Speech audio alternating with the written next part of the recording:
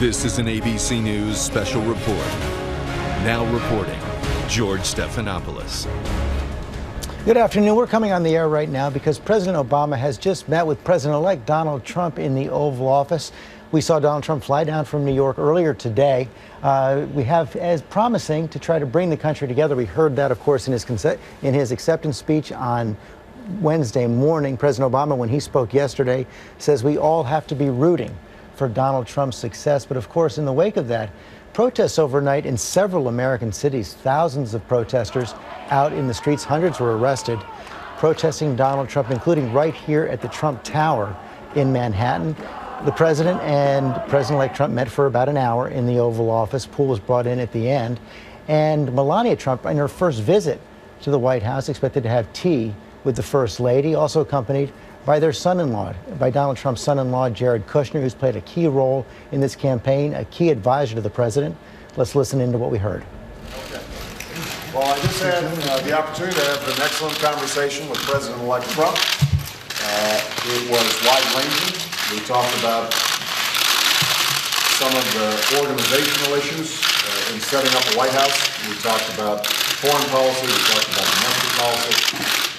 And as I said last night, my number one priority in the coming 2 months is to try to facilitate a transition that ensures our president-elect is successful. And I have been very encouraged by the, I think, interest in President-elect Trump's wanting to work with my team around many of the issues that this great country faces. And I believe that it is important for all of us, regardless of party and regardless of political preferences, to now come together, work together to deal with the many challenges that we face.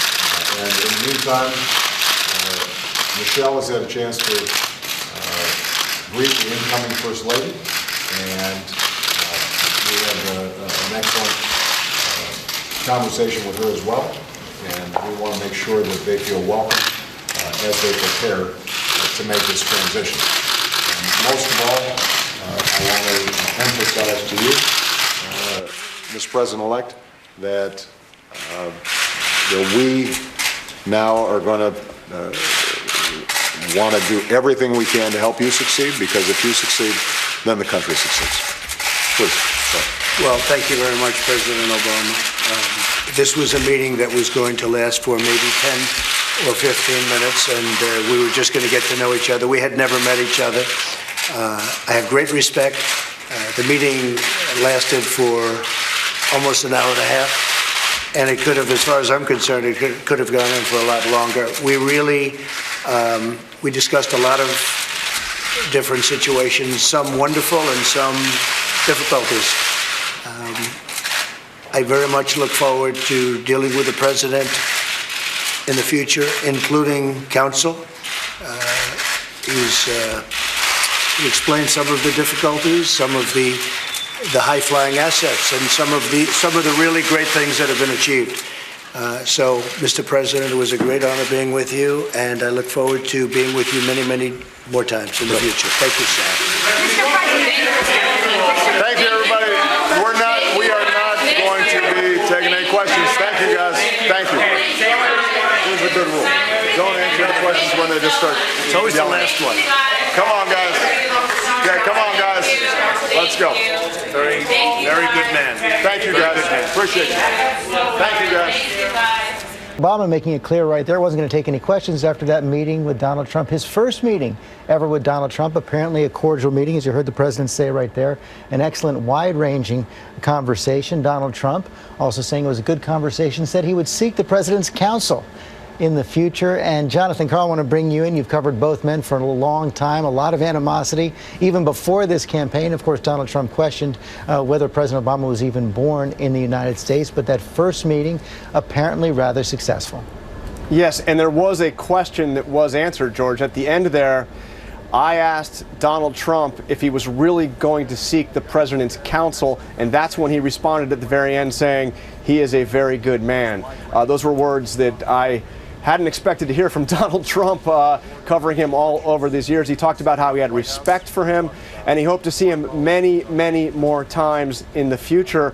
He even made a reference, George, you heard there, to some of the excellent things that have been accomplished. So this was apparently a quite cordial meeting. As Trump mentioned, it lasted for an hour and a half. And I can tell you that while I was waiting to go inside the Oval Office, they had the pool waiting right next to the colonnade.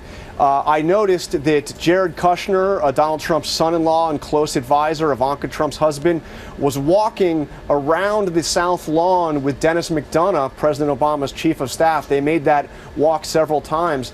That's a walk that the president often takes with his chief of staff when they discuss weighty matters. They even made that was even where they talked about the bombing campaign that was to happen against Syria. Of course, didn't happen largely because of what the two men discussed on that walk. So it was very interesting to see not only the meeting between the incoming president and the outgoing president, but also the outgoing chief of staff and one of the incoming president's most important advisors. And John, interesting that he's going to seek President Obama's counsel, given the fact that so many of his promises on the campaign trail are to undo many of President Obama's accomplishments in his first 100 days in office.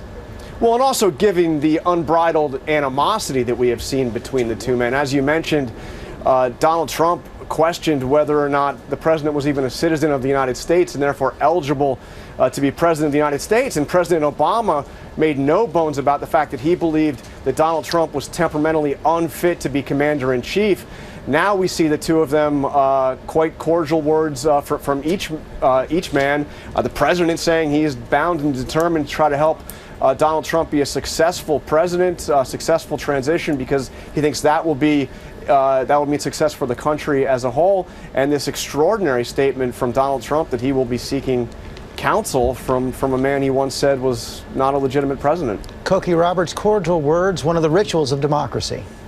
Yes, but you know, I think that Donald Trump has learned since the election that words really do matter. I mean, we had a dramatic instance of that where after the results were becoming clear, we saw the stock market futures drop by almost 1,000 points, 850 points or so. And then Donald Trump made that very conciliatory acceptance speech and stocks started to go up. And then the Hillary Clinton and the president made their very conciliatory speeches yesterday, and the market soared.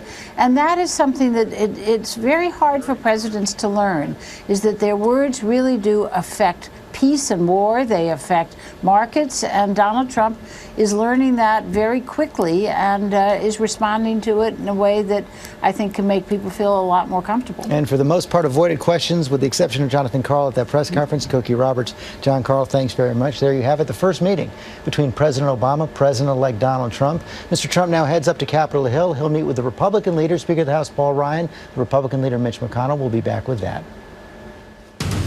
This has been a special report from ABC News.